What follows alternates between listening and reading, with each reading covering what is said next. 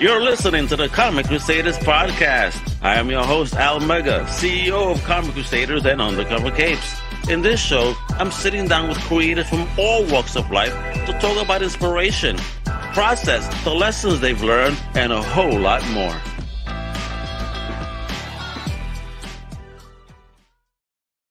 What up, man? This is your boy Al Mega. Welcome to a brand new Comic Crusaders Podcast. And today we have an amazing guest, independent creator. He got a project that's coming out real soon on Kickstarter. I mean, he's going to tell us a story. It's going to be hot. It's called Orphan Bloodline. And I'm going to introduce the man himself right here. The one, the only, Rick Duree. How you doing, brother? Hey, thanks for having me on, man. I appreciate it. Thanks for coming through. And folks, I know. You see another name down there. Chad, unfortunately and sadly, could not make it today.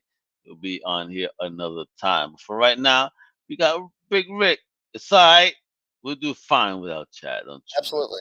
Yeah, Chad sends apologies. He's a great writer, but life happens and we're flying place to place. Sorry about that.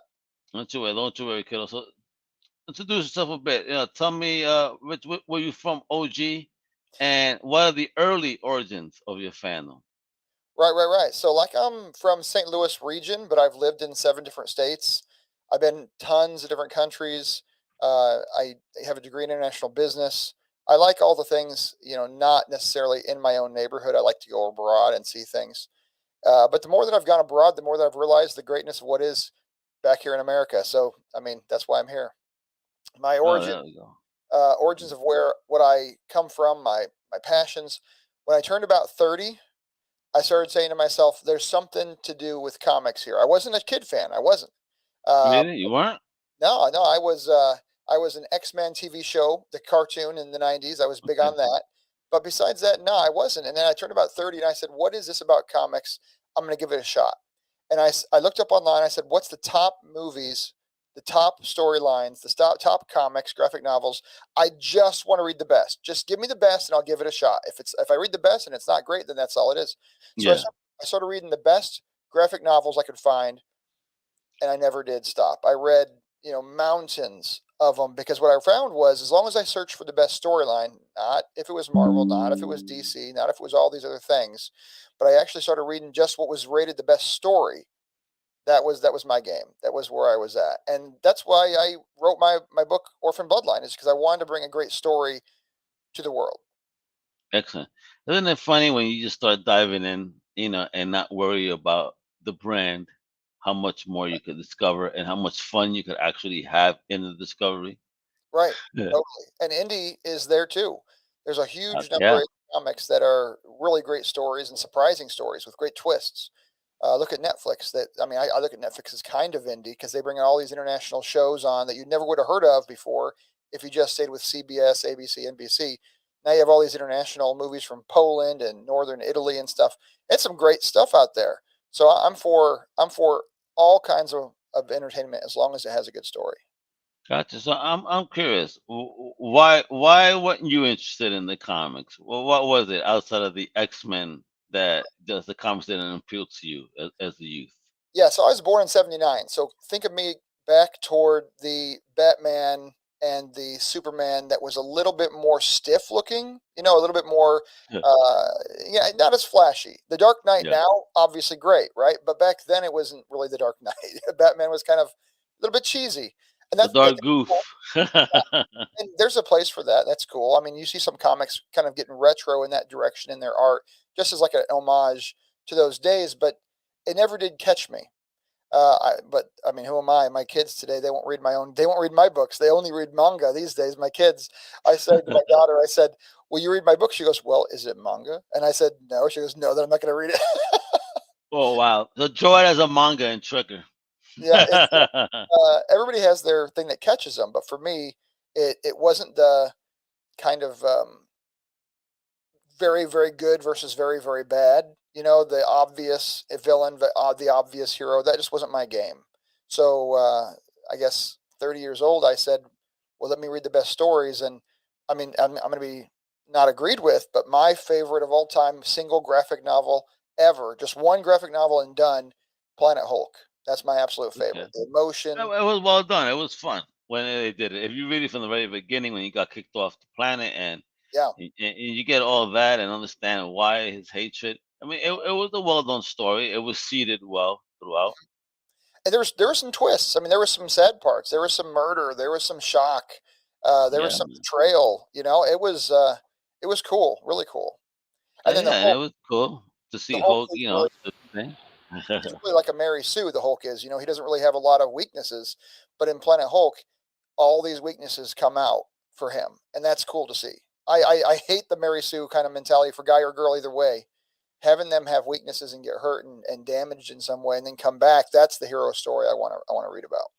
Well, I agree. You know, that's what made Planet Hulk so good. You know, such an impactful story, and why they keep picking at it even till today. Right. Yeah. Also, I loved in the time I got into comics, what really grabbed me was Green Lantern. Now, this was the Jeff Johns series. This is Oh yeah, though 2003. in the Color Wars that Yeah. time, Yep. it was great shit, brother. Fuck yeah, Rick. Yeah, bro. Yeah. The 2002, 2003 ish, when you had Rebirth, and then all the way through 2011 and 12.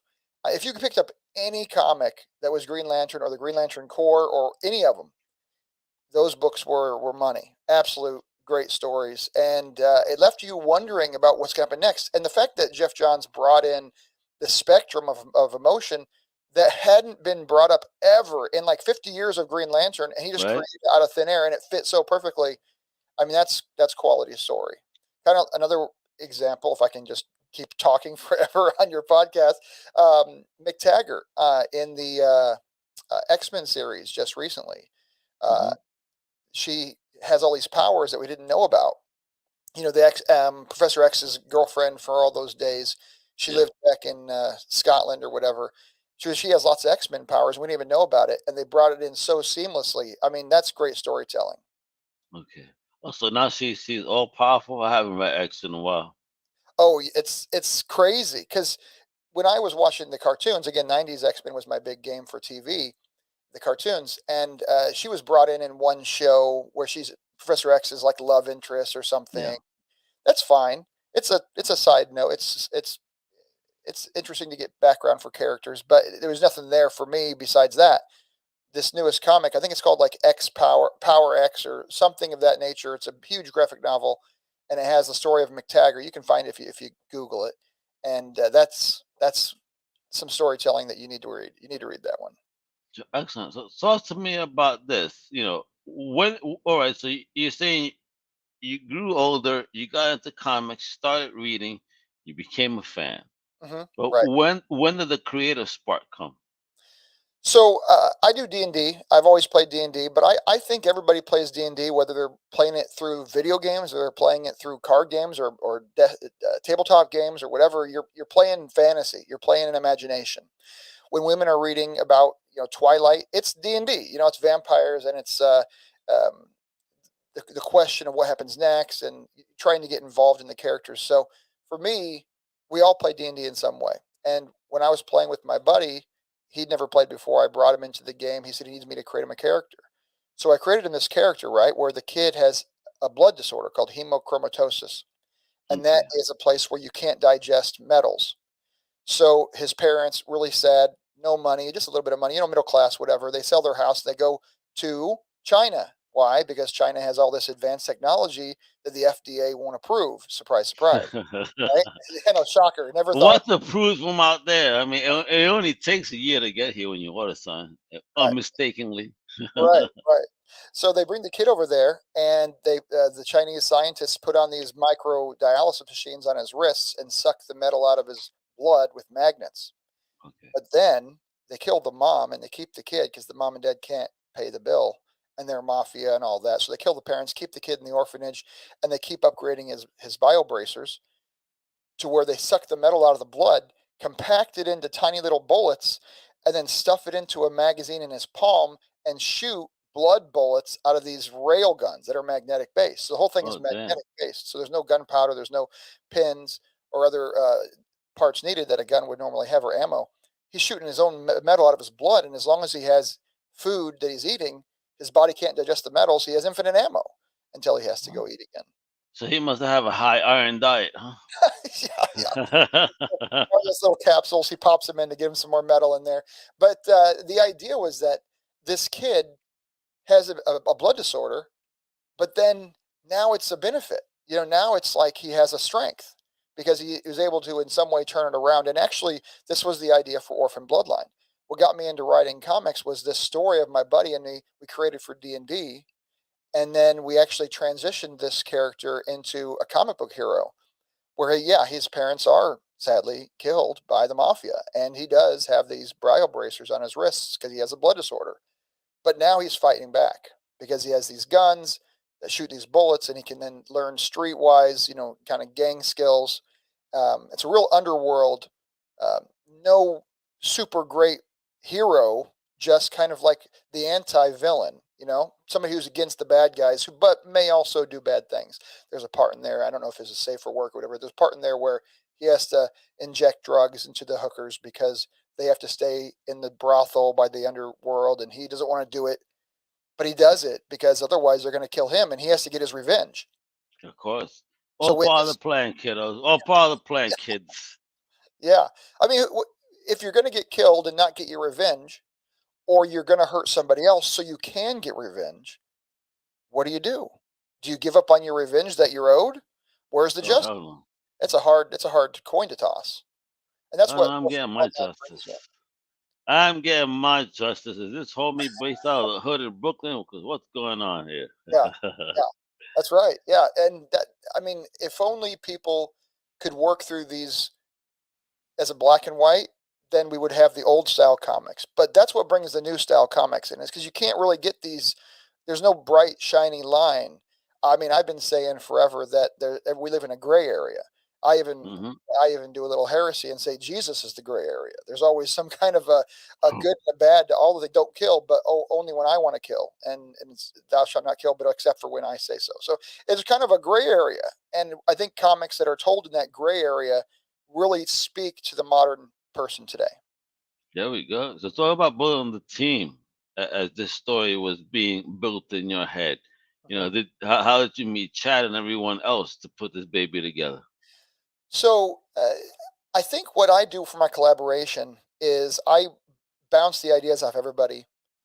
And what I get from that is they give me a quick answer, but nobody's invested in your story like you are.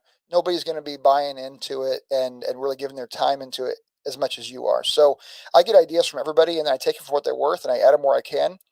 But when it comes down to it, my collaborators are people who are consistently trying to share my stuff on social media, people who consistently help me out by proofreading my books.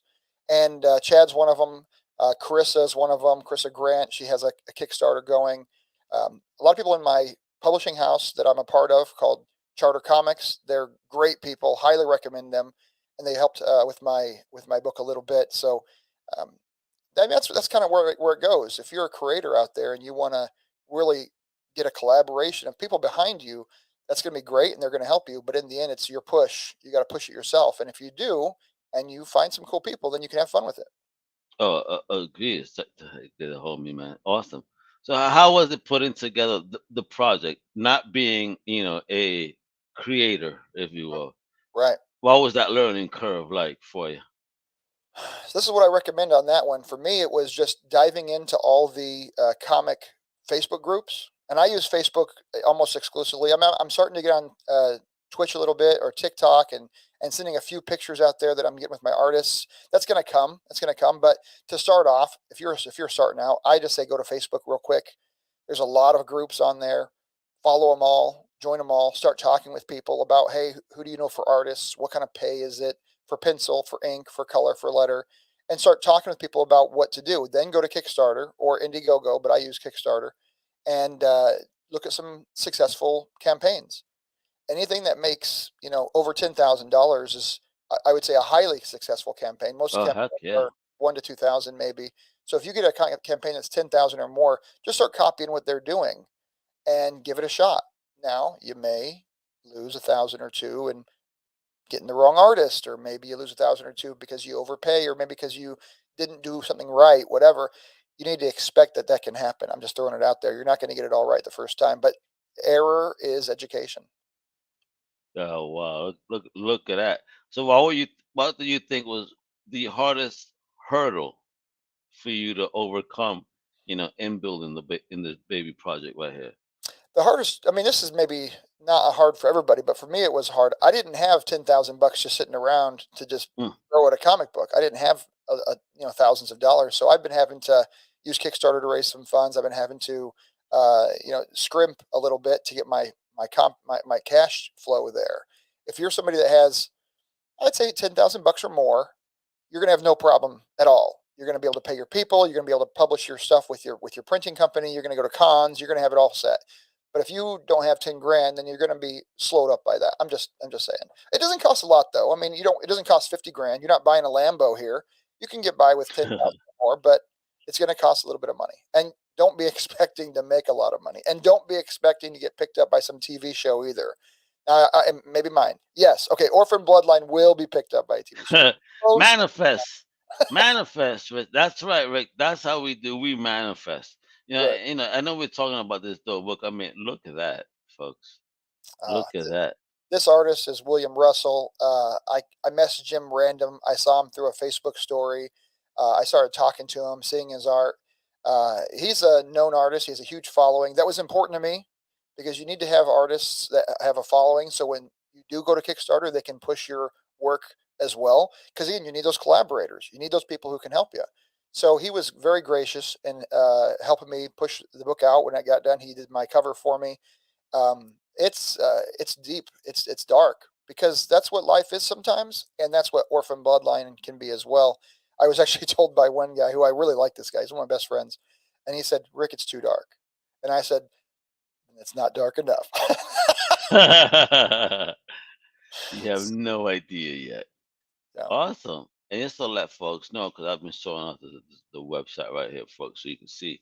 But I mean, they got something cooking up. So when's the Kickstarter due? Because I know I asked prior, you said not yet. So what's going on? When can we expect this baby to go live? So where we could make it rain like we're at a strip club. Right. Yeah.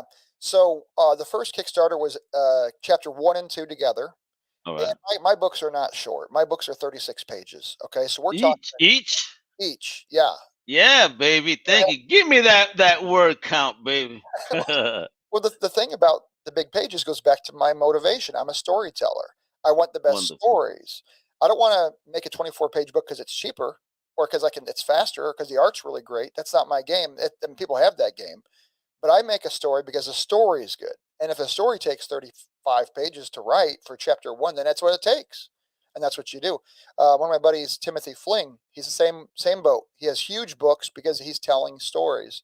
So I always tell everybody to Yes. support storytellers when it comes to indie comics. But yeah, first 2 chapters were 36 pages apiece, front to back cover. The third one's probably going to be 32 or plus. I think it's 32. And this is going to be about 2 weeks from now, here in April. About 2 weeks from now, it's going to launch with Kickstarter. There was some delay, and people say you just got to get it out there and got to do it. But to be honest with you, I don't want to get something out there that's not great. So I pushed it back. I pushed it back a month total because I really wanted to get the story written better. I went back and I reread comic 1. I reread comic 2. Then I reread them again. Then I reread them again. And every time I found little changes that I wanted to make. And that's the proofreading and the editing that you want because you got to get the voice right. The voice for each character. I mean, look at the screen here. You have Thoth on the left, then you have Ace, then you have in the middle there you have Eisen and Uran, and then over on the right side you have the drug guy there. It's Jinzi. I mean, these are people that you have to get their voice right. They're all very different. Oh yeah. And What a universe. Jeez. oh yeah. Look at it. I mean, was the hood you grew up in that bad? Because you got. I don't know. It's just imagination. The cool thing about Orphan Bloodline is I don't have to really create the new world like J.R.R. Tolkien did. I mean, he was creating hobbits out of nothing. There was nothing, and then he created it, right? But Orphan Bloodline is actually a historical base. It's a historical cyberpunk. So cyberpunk is usually futuristic, biotech, apocalyptic, into the world, but then you're still trying to struggle through with science and technology. And mine is historical cyberpunk. So you still have that biotech, like I mentioned, the bio bracers with Ace. You still have the blood disorders, so you still have the biology there, but you take historical figures. So the guy on the right there, that's Nicholas II, the Tsar from Russia. He visits Okay. Japan. He's part of the Bloodline Secret Society. He brings the bloodline to Japan, and that's how we have Nikaru, who Ooh. comes in as our female samurai Bushido follower. In the story, is because of Nicholas II's descendants. And all the bloodlines powers are ancestral. They get passed from parent to child. So Oh, word? I'm Oh, writing damn. I'm writing stories about the bloodline with the immortals back with Sparta and the 300. I'm writing it with Pharaoh. I'm writing it with the witches and the covens in the Middle Ages. All these historical facts. The first vampire, Jure, in Kosovo, or is that not Okay. Kosovo? Croatia. So I'm writing all these people into the bloodline, and I'm telling their story from a perspective of a cyberpunk / secret society um, framework. It's really a cool Oof. story coming together. It's Oof. really amazing. I already wrote 22 comics, but I've only have the art done for our third one launching in 2 weeks. In 2 weeks, folks, you hear this? In 2 weeks. So please tell me you're gonna have a catch up tier so we could get the first two Oh and yeah, three and we could just tear through this bad boy. Because I mean, if you're talking 36 pages, will the third one also be 36 pages? it's probably 32 or 36. You can't do 34 Okay. because of the printing requirements. With printing, you have to have it divisible by 4. So Okay. 32 is divisible by 4, so the printer can print that. So it's either 32 or 36. Either way, you're going to have 100 pages here with the first three. Oof. In And the first, that's what I'm saying. Oof. 100 pages, and What? the catch-up tier is like $10. So you're getting Oh, 100 nice. pages for $10. That's unbelievable. That's a great deal. Oh, absolutely is. I cannot wait, man. Have you come up with any special tiers that you can tease Oh yeah, yeah, before yeah, the yeah. campaign? So the thing that I love, Ethan Von Schreiber, I hope I pronounced his name right. His book just came out a while back. Maybe it was like months ago. And his book came out all foil. I think we should, as indie comic creators and through Kickstarter, Indiegogo, we should offer high quality printing. I mean, we should offer, if people are paying 15, 20 bucks sometimes for these books plus shipping, you better give them a good book. So my book's covers are all 100% foil when you choose that tier. Oh, You can cool. choose the PDF, sure, $10 for the 100 pages, like I said. For the one book, it might be, $5. But if you want to get the foil cover, which I recommend everybody do those, that's where indie comics can really stand out. And we can give our people a high quality product. My books are, I mean, if you follow printing, my books are probably 5 times thickness on the cover. They're at least 2 or 3 times thickness. Hey, what? Everybody like it thick, right? Hey. Yeah, so we're giving you a high quality product. So if I were to say what the price tier is, it's the quality of the material that comes into your hand, both in the writing and in the material. Well, see, we're just trying to bring you some game and folks. See, look at this. Artistic and creative contributors to the book. My gosh, Yeah, it's like a scroll over here. What's yeah, going on, Rick? that's I not mean, even Mike, true. this is the army that you have assembled to create this amazing book. Oh, and Carissa, yay, there we This go. is, yeah. Yeah, it's the Yeah, big so homie. for Awesome. me, I feel like the more the merrier, and start building relationships and start networking. I come from an entrepreneurial background, so I've started businesses, and I felt like it's never really about you. It's always about the customer. It's always about the people. It's about the community that you're doing here. And so for me, building a community was the way to do it. That's what you have to do. And um, I hope that I've been able to add something to the comic book community in the last year that I've been doing this. That's I my goal. mean, but look at this. Look at this artwork here. Look at these covers. Look at these Oh, characters. Wow, wow, wow. I mean, and all this is available now for me to go spend money on. that's right. Go ahead. I want you to spend all the money. Go up a little bit there and see that cover there on the Oh, let me right. go back. Let me go back. Sure. Okay. Yeah, Up. right there on the right there. That's Okay. Ace on the right. He is, yeah, that one there was done by Mr. Gwynn, Jeff Gwynn. He is Wow. a street artist. He does murals. He does Oh, graffiti. word. And I didn't go to a traditional comic book artist for that cover. I went to him because, to be honest, I wanted something that was real. That was like current, modern, cutting, bleeding edge of comic books. I went to William Russell for the traditional, awesome comic book cover, and I went to Mr. Gwynn, for the, I don't know, street art comic cover. And I don't know a lot of comic book creators that are intermingling art like that. And I think we need more of it. I think we need to bring more Yes. art into the comic world. I have a Agreed. manga cover. I have a old world ukiyo-e Japanese style cover, because I like seeing these different types of art. And then when I tell my story, the story that covers the old Japanese time period, the Imperial Japan time period, it's done in ukiyo-e style. So I try to bring the style of art to the time period, to the story, have it all match up. It's been pretty fun. Yeah, listen, I agree with you 100. Let these artistic folks do their thing, like a David Mack, like even a Bill Sienkiewicz. You see his artwork when he does. Everybody loves his covers, but when he does a book, holy smokes! I mean, it's some wild stuff going on in there. You got some new cats. A big shout out to Ian Cinco, for example. He has some books coming out, and he's one of those non-traditional artists, if you will. The street artist, but man, can he fucking draw a comic book? God damn. And tattoo artists as well. Yeah, I've read a vampire story that was created entirely by a tattoo artist that they only used red, black, and white as the colors of the story. That's Really? amazing. Yes. Yeah. Well, reminds you of Sin City with the limited color palette there. Yeah, it was from Rosarium Press. Awesome book, and basically, essentially, it's a vampire that figured out a way to feed its habit without killing people. So he was a tattoo artist himself, and as he tattooed you, it was a double needle where one needle would put the ink, but the other needle would extract blood. You see, Wow. so Yeah. he was sneaking how to do it, but of course, his other vampire brethren didn't quite agree with such a nice method. That's pretty sneaky though. So this is creative writing. That's great. Yeah, isn't that amazing? I love that story. I forgot the title. I'm sorry, but it's definitely from Rosarium Press, and it's created by a tattoo artist at that. So, now you see the just the vampire being a tattoo artist. But wonderful book, and salute to you for doing that, because not many people are digging in that lane. So Right. there's so much talent out there. So thank you for doing that, because that back cover is gorgeous. So big shout out to Big G. I appreciate that, and I'll tell him you said so. Yeah, I mean, beautiful. I mean, and look at here, you see it. What? That's that foil. Holy shit! Look at that, folks. Yeah. Do you see this? Look how pretty that look. Wepa, total '90s. And you said you weren't buying comics then, kid? What? Very nice. Yes, very 90s. That's true.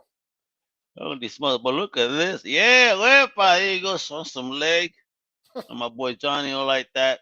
Tell me about your favorite graphic novel of all time. Top 3. Oh man, definitely Punk Rock Jesus #1.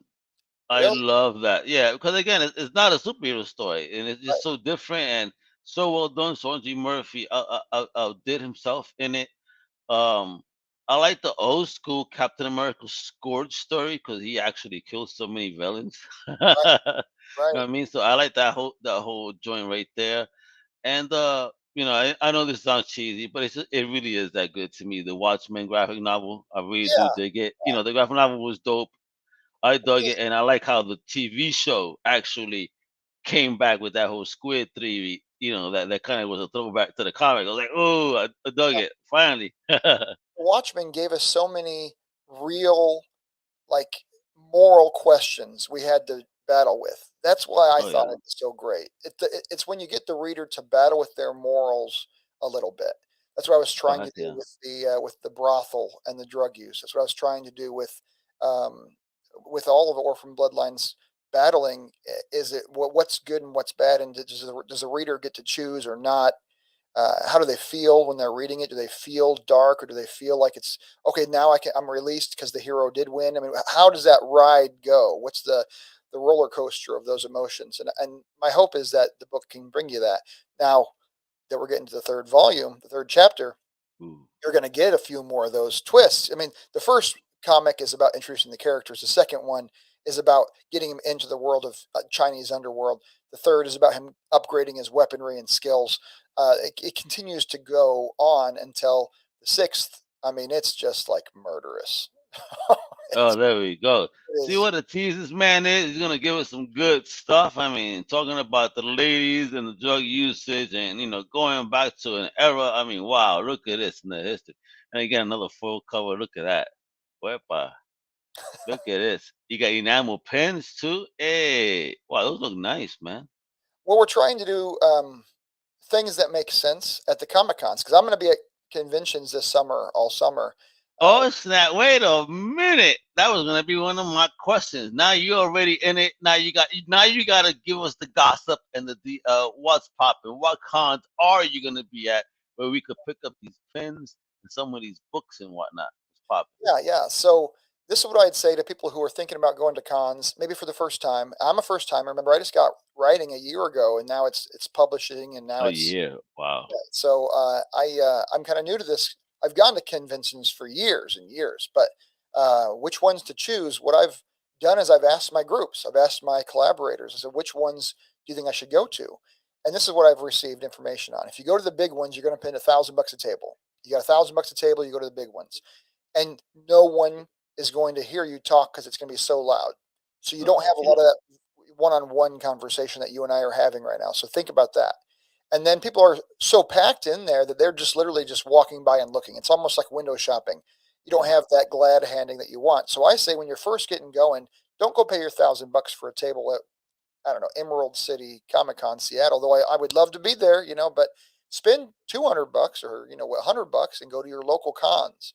Yeah. Support your local cons, because you're going to get that glad handing. You're going to meet other comic book store owners. You can go to a special signing at their store. Community. Yes, community. Community building at its best, my brother. That's how you do it. I agree with you, Rick. I mean, Yeah. I've always spoken to people like that. Definitely use the community at hand. Start small. Don't think big. I mean, I know you want to think big. I know you believe in yourself. But it's not about that. It's about just making sure that you stay, how is it, charged up as you do this, right? Yeah. Because it could become difficult, but especially if you go big, you could get disappointed so bad that you might just destroy your own chances of Mhm. success because, oh my God, nobody watched me, this, that. No. Right. Bro, Rick, man, that is amazing advice, y'all. I'm digging it, bro. Thank you. I So appreciate that. that's the way to do it. You're thinking big, you're thinking right, and this is why I think this will then very much succeed. You're going along a right path. So talk to me. What show can we see you this year at? So I'm going to That's be in already Tulsa. planned. That's the Oklahoma, Okay. the statewide comic convention. I'm going to be in St. Louis. I'm going to go to the anime convention. I know not everybody who's a comic reader is also a manga reader, but I am, and my kids are. So I'm hoping to grab some of those crossovers. I tried to have my Nice. art in the book be acceptable to kind of all styles of art, like I mentioned earlier. So I'm hoping that does lend me toward more, customers than just the Hey, traditional. why not? They invade Comic Con, so let normal comics invade their cons. Let's get it done, baby. It's a merge of pop culture, baby. It's a good thing. And I think as long as you're hitting up some local cons, some regional cons, ones that aren't going to be 100,000 customers, but they're going to Yeah. be 5 to 10,000. I'm going to go to the one in Fort Worth with Charter Comics, my publishing house. We're going to go to it's called Cowtown Comic Con in Fort Worth. Cowtown. Yeah, yeah, it's gonna be really fun, and it's really focused on getting the customers in there to spend money at the artist's table. It doesn't cost Awesome. $100 to go. It doesn't cost $50 to go. It costs like 15 or $10 to Awesome. go. So it's really approachable. That's the kind of comic convention that I support. The ones that everybody can go to and have a good time. Father son Bro, kind of a thing going on. I love it. Rick, that's what I go to out here. Northeast Comic Con, salute. Big Apple Comic Con, salute. Those small shows where you go in, like, listen, Rick, I go to these, okay, I like to do the big shows as press, right? But sometimes I like to go to a show and not be press. Like, I just want to have fun, right? Mhm. And I Right. normally choose those small shows to do that because I know, okay, it'll be a little bit more calm and I'm not going to be working. And it's 2 But days. man, do I spend. Oh man, look at you. I'm not interviewing nobody. I start buying books. I start buying toys. I start buying everything in their mother. Right. The last convention I went to, we went there as press, Mhm. interviewed a few folks, we were in the car talking all this shit. We weren't gonna buy anything. I, for example, came home with 6 bags of stuff. No way. 6 back. Man, toys, comics. I mean, I found Conan's, man. I found Shredder. I found Spawns. I found, oh my God, I found a classic G.I. Joe vehicle that was my very first. So I Oh, yeah. refound it. So it's like, how could I say no? Right. That's right. Well, you're doing it. You're doing the right thing. You're seeing things that catch your eye that make you have that emotional response, that Yeah. nostalgia. It's about happiness, Rick. That's how people should follow comics and all. Things that make you happy. Why get irritated? Why get mad? Here we got Rick bringing you some OG shit, folks, which is very important. No, not biting over anything, something original. And you know what? It's independent because independence serves the needs of the people. I swear it does, folks. I mean, Big Two, you know, they're there to serve, their groups, their political allies. But Right. independent, they're here to actually serve community. And Totally Rick, agree. bro, you rock, bro. Well, you're very generous. I appreciate your kind words. Today is a great day for being in the industry. Heck There's yeah. so many options. People can create videos for their Kickstarters on their computers. They can do podcasts like this with a small investment on a mic or whatever. You can communicate with people on Facebook all over the world to find the right kind of artist for yourself. I mean, this is a great time to be story writing and to be creating Yeah. comics and other tarot cards or any kind of material that you want to be a part of. We have a tarot card deck actually, which I didn't mention. Um, A tarot card. yeah, Rabbi, so long as that don't come out from me, I'm good, all right? funny you mentioned that. Well, the person who approves the tarot card images for the card is a full blown 100% valid psychic friend Oh, of say word. Oh, mine. shit. Absolutely. And anybody who looks her up, Love it. she needs to.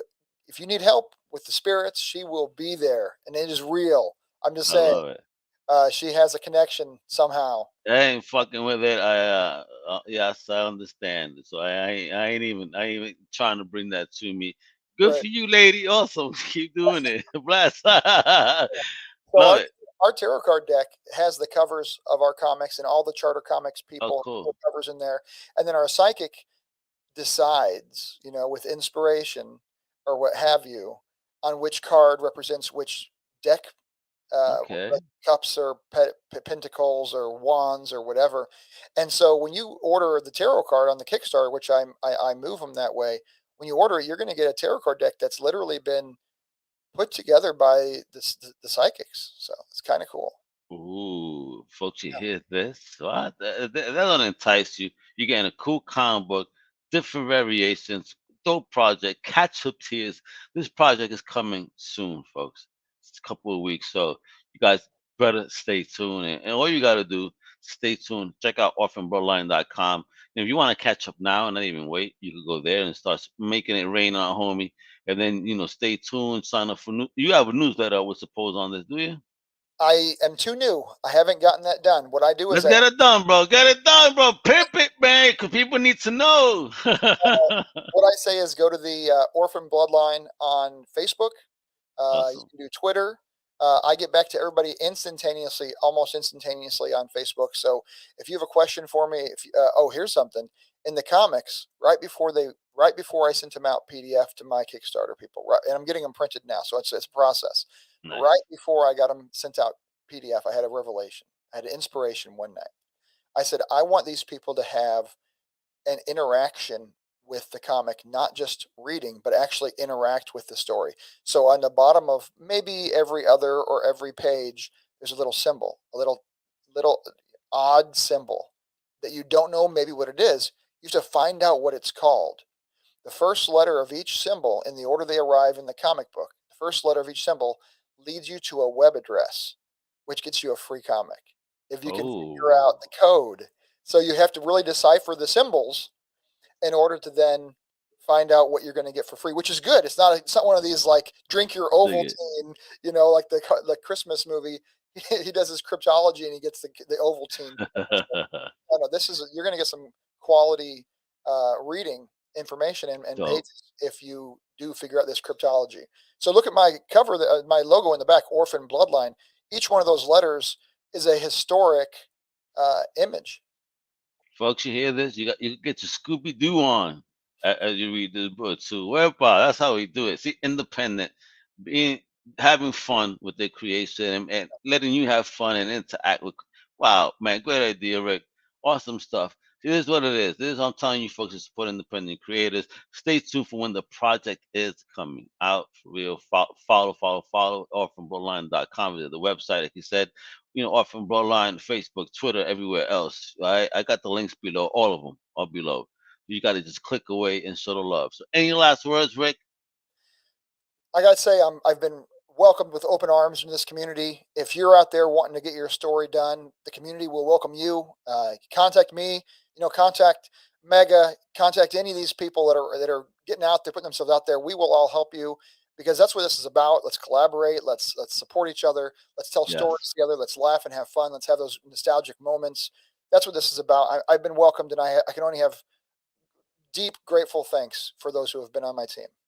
There we go, man. Look at that humble dude, folks. This is the type of people you need to support and show the love for.